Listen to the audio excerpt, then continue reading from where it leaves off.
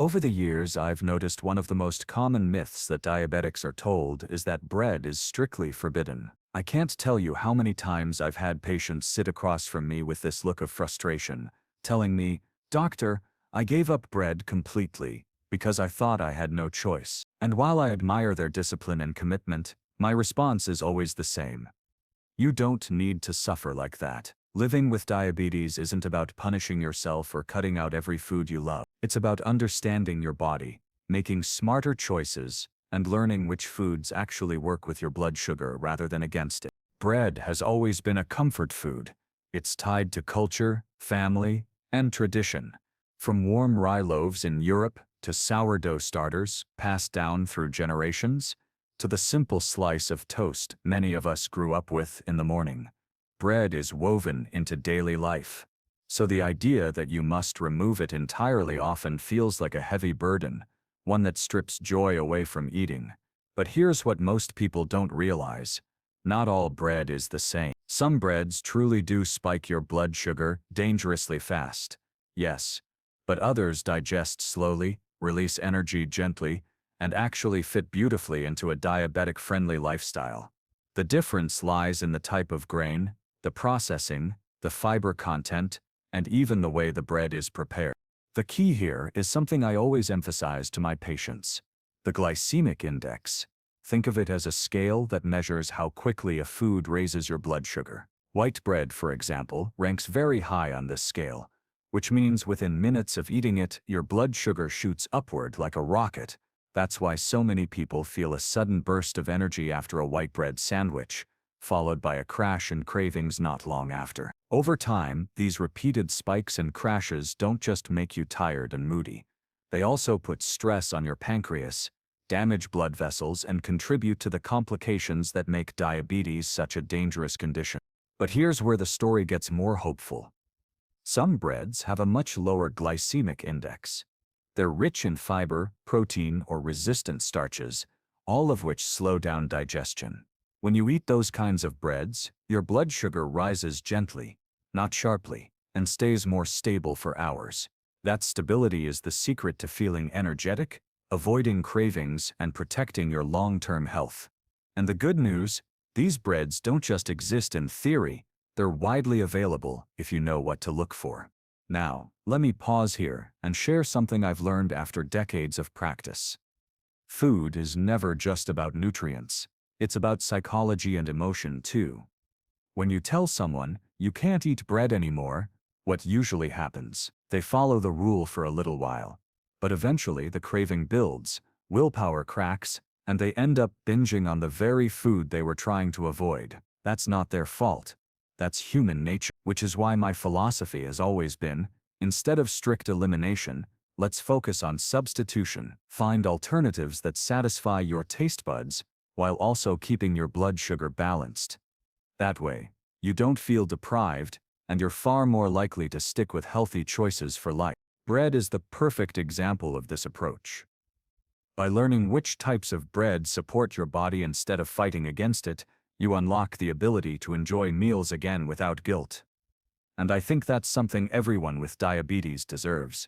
Not just control but freedom. Now let's talk about why the right breads make such a difference inside the body. Imagine two roads. On the first road, you eat a slice of refined white bread. Within minutes, your digestive system breaks it down into simple sugars, and those sugars rush into your bloodstream like cars speeding down a highway with no traffic. Your blood sugar spikes high and fast. In response, your pancreas scrambles to release a surge of insulin to move that sugar into your cells. But that insulin spike often overshoots, pulling your sugar back down too quickly, which is why you feel tired, hungry, or even shaky not long afterward. This constant up and down cycle is exhausting for the body and damaging over time. Now imagine the second road. You eat a slice of bread made from whole grains, rich in fiber and protein. This time, digestion is slower, more controlled. Instead of a highway with speeding cars, it's like a steady country road with traffic moving at a calm pace. The sugar enters your bloodstream slowly. Insulin responds gradually, and your energy levels remain steady.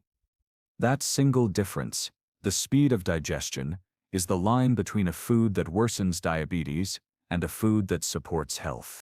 This is why I always tell my patients, don't just look at bread as good or bad. Look deeper. Ask yourself, does this bread digest quickly? Or does it take its time? Does it contain the whole grain, or has it been stripped of fiber and nutrients? Was it fermented, sprouted, or heavily processed? These questions are far more useful than a simple yes or no. I remember one patient in particular, a middle-aged man who had been living with type 2 diabetes for over a decade. He was convinced he could never eat bread again, and every time he smelled fresh bakery bread, he felt both longing and frustration. When I introduced him to certain low-glycemic breads, I'll never forget the relief on his face. He told me later that being able to enjoy a slice of toast with his morning eggs made him feel normal again. And the best part? His blood sugar readings stayed stable. That's the power of knowledge. That's the power of choosing smarter, not stricter. So as we begin this journey into the 5 types of bread that are diabetic-friendly, I want you to keep one thing in mind. This isn't about finding loopholes or tricks. This is about aligning your food choices with how your body truly works. When you give your body the kind of bread it can handle gracefully, you're not just managing numbers on a glucometer. You're protecting your long-term health, your heart, your nerves, your kidneys, and your overall quality of life. I also want to remind you that bread, even the healthiest kind, should be eaten mindfully. Portion control still matters. A slice or two paired with protein and healthy fat like eggs, avocado, or nut butter can be perfectly balanced, but eating half a loaf in one sitting, even if it's sprouted grain or sourdough, will overwhelm your system. Balance, moderation, and awareness are key. Now I know what you're thinking. You're wondering, which breads actually pass the test? Which ones can you enjoy without fear of a sudden spike in glucose?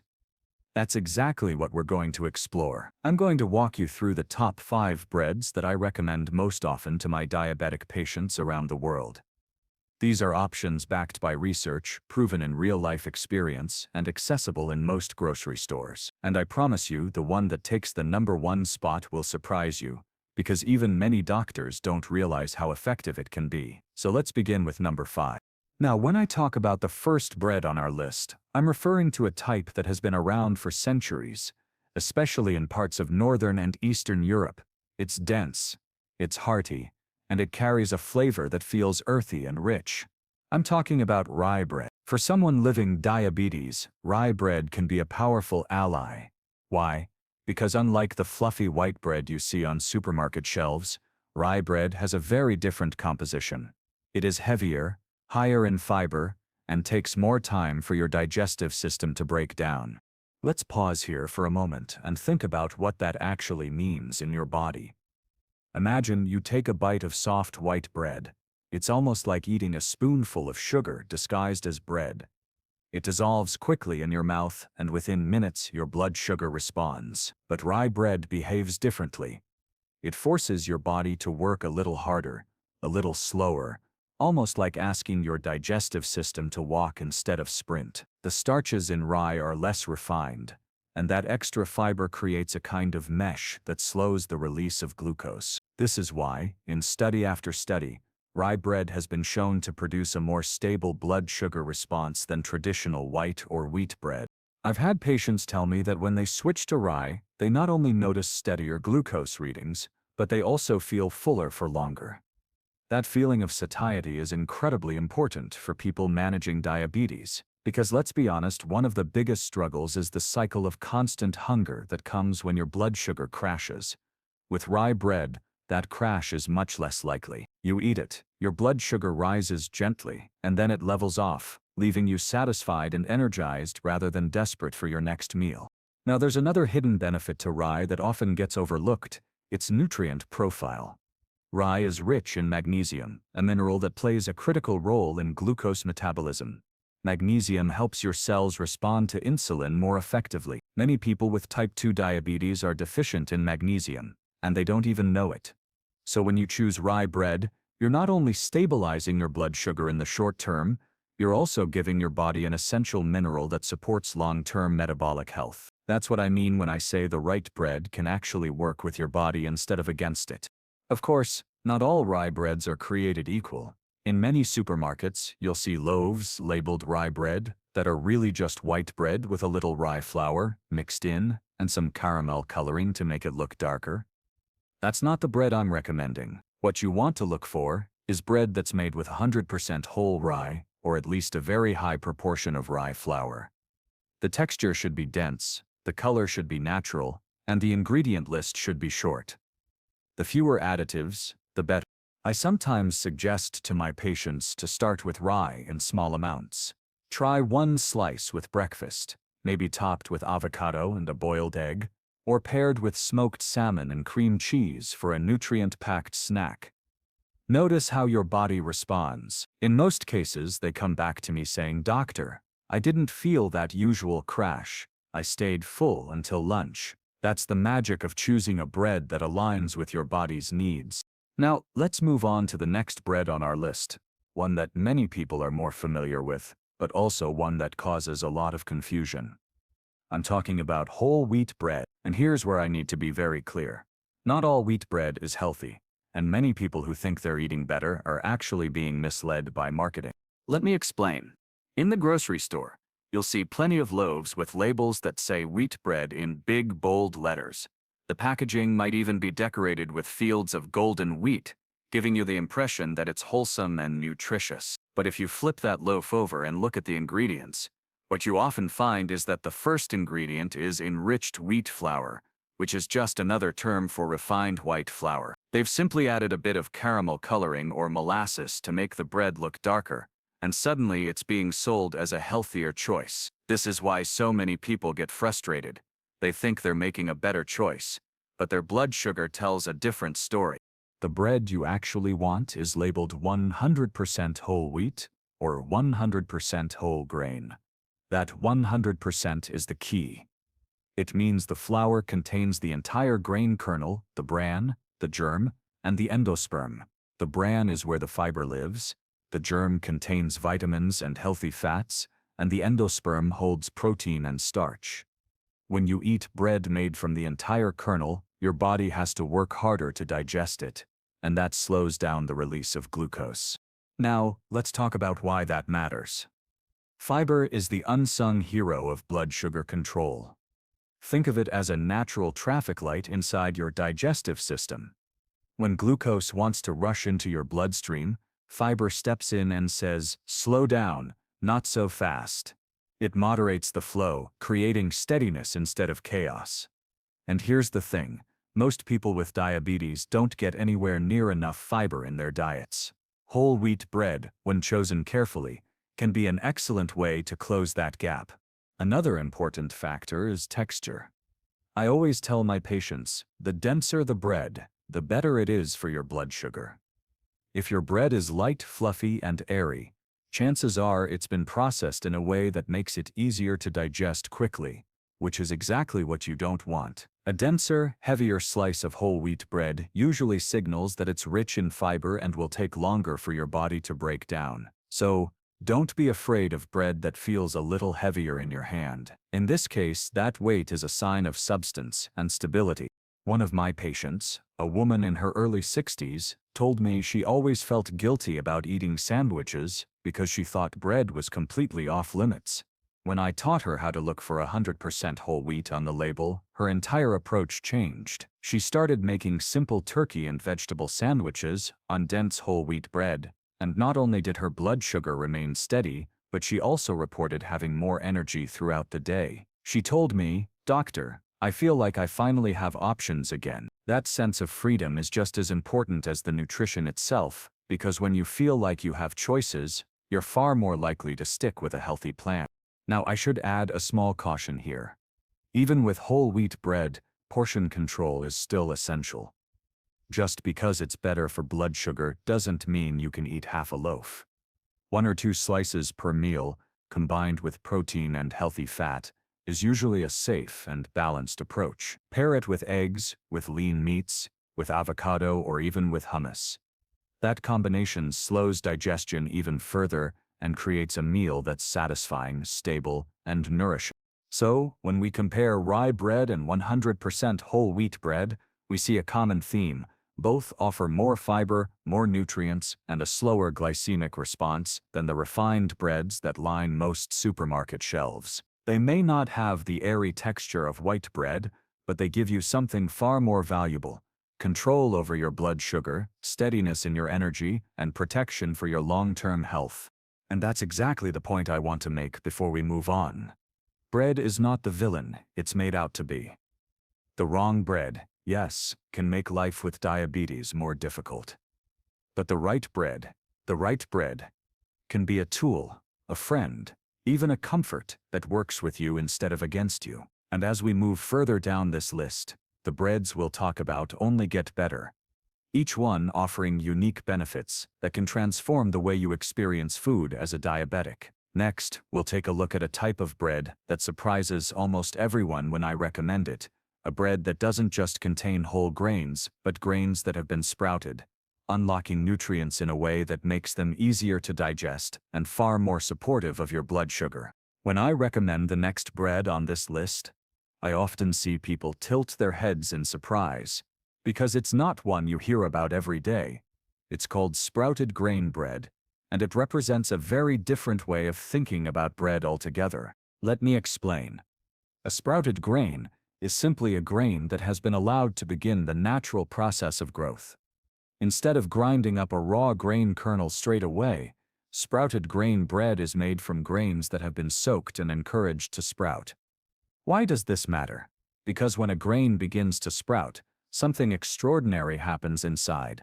The enzymes in the grain activate, breaking down some of the starch into simpler components. This process lowers the carbohydrate content, raises the amount of fiber, and increases the availability of vitamins and minerals.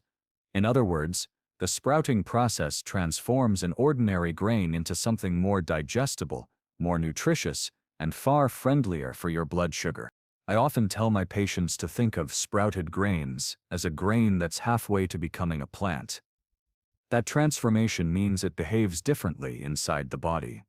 Instead of flooding your bloodstream with sugar, sprouted grain bread releases energy slowly and steadily. This makes it an ideal option for people with diabetes, because the goal is always to avoid spikes and crashes. There's another benefit too: protein. Sprouted grain breads tend to contain more plant-based protein than regular breads.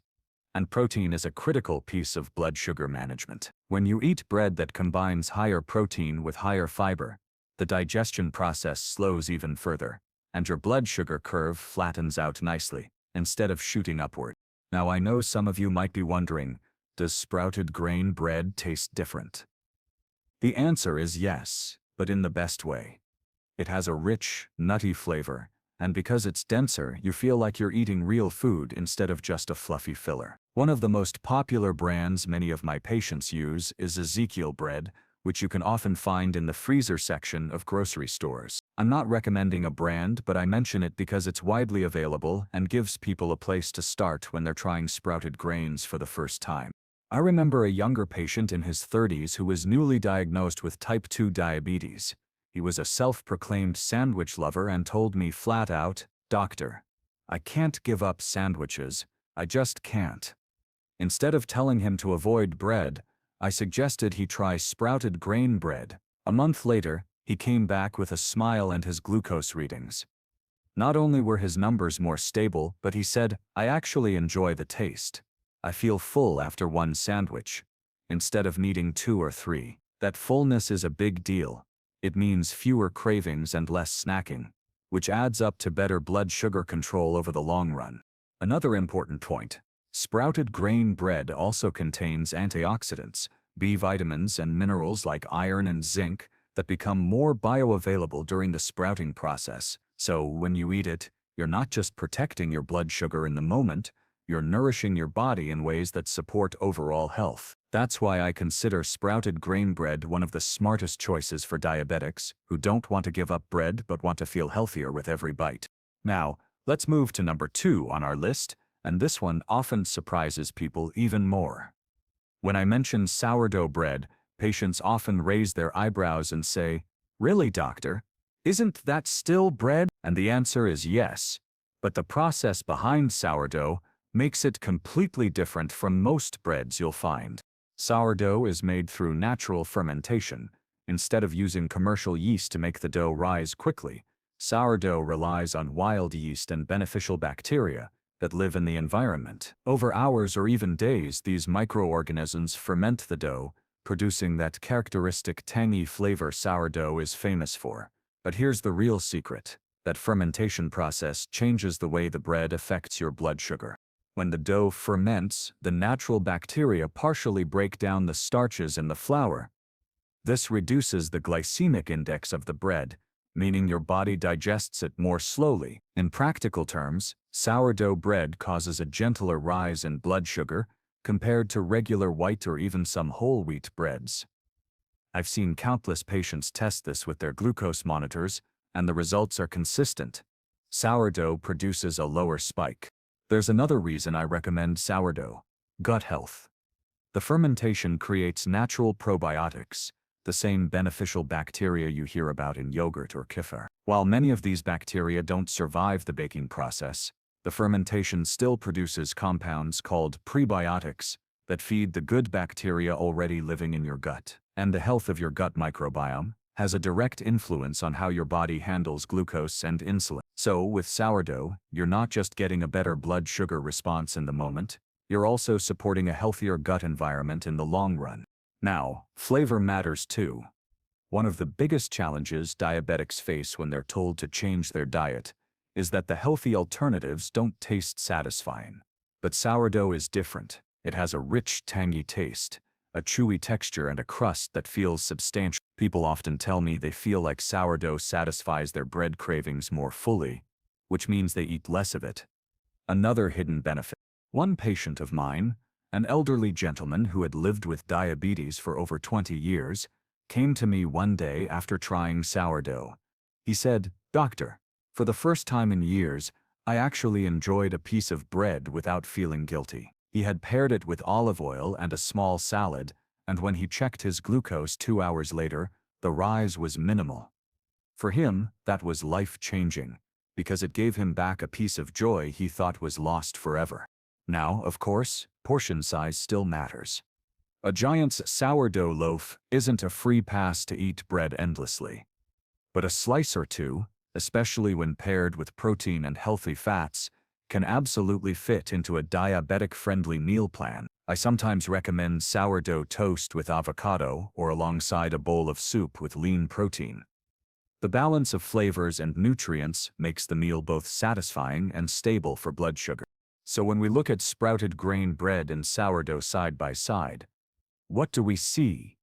We see two very different processes, sprouting and fermenting, both of which take an ordinary grain and transform it into something extraordinary. Sprouting increases nutrition and lowers starch impact. Fermentation breaks down sugars, lowers the glycemic index, and adds beneficial compounds. The result in both cases is the same: bread that works with your body instead of against it. And that's the theme I want you to keep in mind. Bread doesn't have to be a villain. With the right knowledge, it can become an ally, even for someone living with diabetes. In the next step of this journey, we'll explore the number one bread on my list. A modern option designed specifically with diabetics and low-carb lifestyles in mind, one that barely moves the needle on your blood sugar at all. And now we've arrived at the number one bread on our list. This is the bread that surprises most people, not because it's exotic or ancient, but because it's a modern innovation created with people like you in mind. I'm talking about low-carb, high-fiber bread. For decades, bread has been seen as off-limits for diabetics because of its carb load. But in recent years, food science and nutrition have taken a new approach. Instead of removing bread completely, why not redesign it? That's where low-carb breads come in. These breads are carefully formulated to drastically reduce the net carbohydrate content, replacing refined flour with ingredients like flaxseed, almond flour, oat fiber, or psyllium husk. The result is a bread that tastes and feels remarkably similar to regular bread, but behaves very differently in your body. Let me explain why this is such a breakthrough. When you eat traditional bread, you're consuming starch that converts rapidly into glucose. Even whole wheat and rye, while better, still contain carbs that can raise blood sugar. But low-carb, high-fiber bread flips the equation. The fiber content is so high that it offsets most of the digestible carbs. This concept is called net carbs. If a slice of bread contains 10 grams of total carbohydrates, but 8 grams of fiber, then the net carbs, the part that actually affects your blood sugar, is only 2 grams. For a diabetic, that difference is monumental. I've had patients who struggled for years to keep their breakfast blood sugars stable. They missed having toast in the morning, but felt it was unsafe. Once they switched to a high-fiber, low-carb bread, their morning glucose readings transformed. One man in particular comes to mind. He was in his late 40s, recently diagnosed with type 2 diabetes, and very resistant to change. Bread was his comfort food, and he dreaded giving it up. When I introduced him to this option, he was skeptical, but he gave it a try. A week later he returned, grinning, and said, "Doctor, I had my toast with peanut butter every morning this week, and my sugars barely moved." That kind of moment restores hope. It shows that diabetes doesn't always mean deprivation. Another advantage of these breads is satiety. Because they are rich in fiber and often contain added protein from seeds or nut flours, they are far more filling than standard bread. That means you don't just eat a slice and feel hungry 20 minutes later. You feel satisfied, full, and stable. This is crucial for avoiding overeating and keeping cravings in check. Now, I know the question many of you may have: do they taste good? Honestly, some brands taste better than others. Not all low-carb breads are created equal, and some can be dry or rubbery. But the technology has come a long way. Many options today are soft, flavorful, and versatile enough for sandwiches, toast, or even French toast if you're feeling creative. The key is to experiment and find one that suits your taste. I usually advise patients to try a couple of brands and compare not just the flavor, but also how their body responds. That's the real test. And let me be clear, even with a bread as blood sugar friendly as this, moderation still applies. It's not a license to eat bread endlessly. But compared to other options, low-carb, high-fiber bread is the closest thing we have to bread that barely nudges your glucose levels. For many diabetics, it's a game changer. So now that we've walked through the top 5 breads, let's take a moment to recap what we've learned. At number 5, we had rye bread, dense, rich in fiber, and packed with magnesium to support insulin sensitivity. At number 4, we looked at 100% whole wheat bread, but only when it truly says 100%, giving you all parts of the grain and plenty of fiber to slow digestion. At number 3, we discovered sprouted grain bread, where the natural sprouting process enhances nutrition and lowers the impact on blood sugar. At number 2, we enjoyed sourdough, where fermentation works its magic, lowering the glycemic index and supporting gut health. And finally, at number 1, low-carb, high-fiber bread, a modern solution designed to minimize net carbs and maximize stability. When you see these breads together, a pattern emerges. None of them are about restriction. They're about smarter choices. They're about using knowledge, tradition, and science to transform something as simple as bread into a tool for health rather than a source of harm. And here's what I want to leave you with. Living with diabetes is not about living in fear of food. It's not about cutting out every joy or pretending you don't crave what you crave. It's about balance, awareness, and making decisions that protect your body while still honoring your life. Bread is a perfect example of this balance. The wrong bread can spike your sugar and leave you feeling exhausted, but the right bread can give you stability, energy, and yes, enjoyment. I want you to remember that portion size matters, even with these healthier options. 1 or 2 slices per meal, combined with protein and healthy fats, is generally the sweet spot. Think of a slice of rye with avocado, a slice of sprouted grain with an egg, or sourdough paired with olive oil in a fresh salad. When bread is part of a balanced plate, it can absolutely fit into your diabetic lifestyle. I've spent my career reminding patients that diabetes is not the end of joy in eating. It's a call to awareness, and once you become aware, once you learn what works and what doesn't, you actually gain freedom. Freedom to eat without fear. Freedom to enjoy food without guilt. Freedom to live with more energy and less stress. That's the real goal. Now, I want to ask you a question. Of the 5 breads we've discussed, which one are you most curious to try? Maybe you've already experimented with some of them. Or maybe there's one on the list that completely surprised you. Share your thoughts in the comments. I'd love to know what your experience has been. And if this information helped you, I encourage you to support this channel by liking the video. It may seem like a small gesture, but it helps spread these messages to more people who need them. And if you want more practical, science-based health advice that empowers you to make better choices, make sure to subscribe and turn on notifications. Because here's the truth. Managing diabetes is not about perfection, it's about progress. Every smarter choice you make adds up. Every time you choose a bread that steadies your blood sugar instead of spiking it, you are protecting your heart, your nerves, your kidneys, and your future, and that's worth celebrating. So remember, bread is not the enemy. The wrong bread can harm you, but the right bread can nourish you. Make the right choice, enjoy it mindfully, and let it be a reminder that even with diabetes, life can still be full of flavor, tradition, and satisfaction.